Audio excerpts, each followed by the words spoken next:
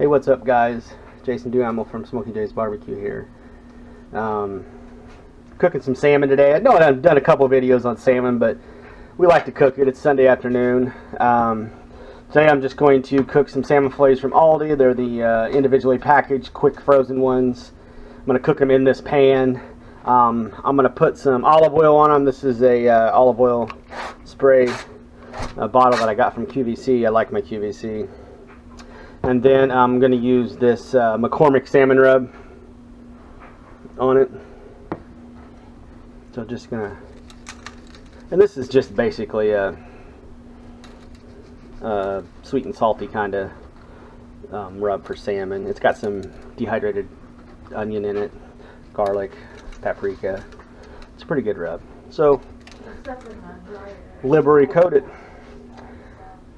That's about it. I'm going to go throw these on the smoker. Alright, so today we're cooking on the Traeger Lone Star. I got it cranked up to high heat. I just want to throw these on and get them done. Shouldn't take more than 15-20 minutes probably to get them done. Traeger's running 419. Salmon's ready to go on.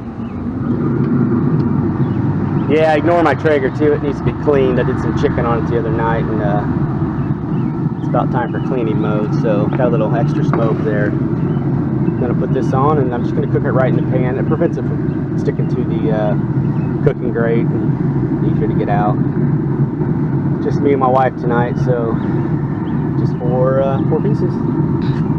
We'll cook her.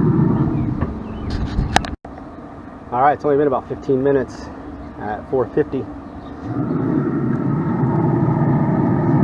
Nice and light pink. That's it. Pretty simple task here. You can do this on any grill. I chose to do it on my Traeger. High heat, 15 minutes, little rub, all done. See you guys next time.